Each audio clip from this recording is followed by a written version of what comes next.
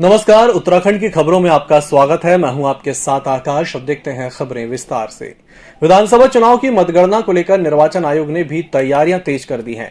मुख्य निर्वाचन अधिकारी सौजन्य ने बताया कि कोविड की गाइडलाइन को देखते हुए काउंटिंग टेबल को बढ़ाया जा रहा है, जिससे सोशल डिस्टेंसिंग का पालन करते हुए काउंटिंग को किया जा सके। उन्होंने कहा कि लगातार टेबल बढ़ाए जाने को लेकर डिमांड सामने आ रही थी, जिसका संज्ञान लेते हुए निर्वाचन आयोग ने तैयारियां पूरी कर ली हैं। काउंटिंग का कोविड को देखते हुए टेबल्स हमारा पर रूम 7 हमने पहले रखा था, तो उसका रिलैक्सेशन के लिए भी कहीं से मांग आई है, क्योंकि वो सोशल डिस्टेंसिंग रखते हुए टेबल्स लगाने का अरेंजमेंट्स का उन्होंने प्रस्ताव दिया है, जो हम कमीशन को दे रहे हैं। कांग्रेस प्रदेश अध्यक्ष ने मुख्यमंत्री पुष्कर सिंह धामी पर गंभीर आरोप लगाए हैं। कांग्रेस प्रदेश अध्यक्ष गणेश गोडियाल ने कहा कि मैंने जिस वक्त यूक्रेन और रूस के बीच जब युद्ध नहीं छिड़ा था, उस वक्त ही लिखित रूप से मुख्यमंत्री को एहतियात के तौर पर यूक्रेन में पढ़ रहे छात्रों को वापस लाने के लिए कहा था, लेकिन उस वक्त मुख्यमंत्री चुनाव में व्यस्त थे और उसके बाद वह खनन के पट्टे बांटने में व्यस्त हो गए। प्रधानमंत्री जी को अपने कर्तव्य का पालन करना चाहिए था, बजाय कि चुनाव में प्रचार करने के, लेकिन वो नहीं हुआ।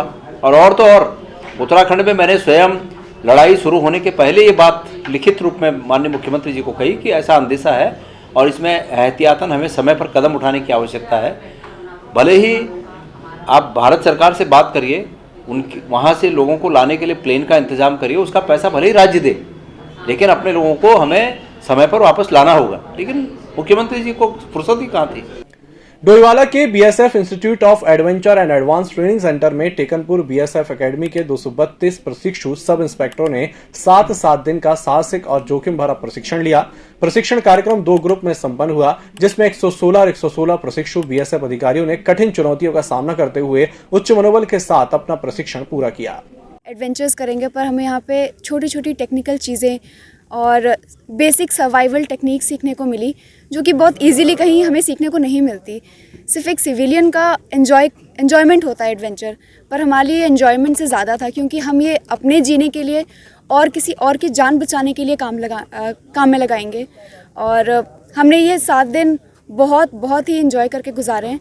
एक टीम वर्क सीखा हमने, अपने कंफर्ट जोन से बाहर निकलकर अपनी हिम्मत, हमें पता भी नहीं था कि हम इतना कुछ कर सकते हैं, तो शायद हमने अपनी हिम्मत से ज़्यादा बढ़कर काम किया है। जैसे कि बीएसएफ को चल के कई जगहों पे आपदा प्रबंधन में भी रिस्पांस करना पड़ता है। बाय द टाइम हो सकता है स्टेट डिजास्टर रिस्पांस फोर्स या नेशनल डिजास्टर रिस्पांस फोर्स ना आ पाएँ, उस चक्कर में इनको ये एक्सपोजर दिया जाएगा। आने वाले समय उनको काफ़ी काम आएगा। हाई एल्टीट्यूड में किस प्रकार से सर्वाइव करना है, कैसे ट्रैक करना है, कैसे रेस्क्यू करना है। महत्वपूर्ण है कि हाई एल्टीट्यूड में आपको सर्वाइवल और रेस्क्यू कैसा करना है, उसके टेक्निक्स और उसके तरीके बताए हैं। साथ साथ फ्लड वाटर रेस्क्यू, उसके भी हमने तकनीक्स और तरीके बताए हैं, जो इनको अपने प्रोफेशनल कैरियर में भी काम आएगा। इसके साथ साथ थोड़ा सा हमने इनको अपराध प्रबंधन के बारे में भी जानकारी दी है। और अब खबर हरिद्वार से, जहां पर स्वराज सेवा दल के राष्ट्रीय अध्यक्ष रमेश जोशी ने प्रेस कॉन्फ्रेंस कर कुछ लोगों पर जानलेवा हमला करने का आरोप लगाया है। अंकुश भाटिया ने तमंचे से कोने में मेरे ऊपर प्रहार करा, गोली दागी, और 25-30 लोगों ने मेरे ऊपर प्रहार करा। सारी सीसीटीवी फुटेज में सारा कुछ कैद है। अब क्या मांग? तत्काल प्रभाव से इनकी गिरफ्तारी और इनके जो दलाली कर रहे हैं, जिन होटलों में जिस प्रकार से दलाली कर रहे हैं, क्योंकि ये किसी होटल में पार्टनर नहीं है। अगर ये पार्टनर हैं तो उस होटल के साथ में अपना अनुबंध दिखाएं, बैकडेट का पैन कार्ड दिखाएं, जो उनके साथ अनुबंध है वो दिखाएं। और अगर ये होटल व्यवसायी नहीं, दलाली बंद करें, जहाँ के रहने वाले वहाँ जाएं और इन्हें जेल भेजें, उन पर गैंगस्टर की कार्रवाई हो। वहीं दूसरे पक्ष ने भी प्रेस कॉन्फ्रेंस कर आरोप लगाए। आपको बता दें कि मामला सिडगुल स्थित गार्डन होटल में एक शादी समारोह का है, जिसमें 2 पक्षों के बीच मार पिटाई हुई, जिसके कारण अब आरोप प्रत्यारोप का दौर जारी है।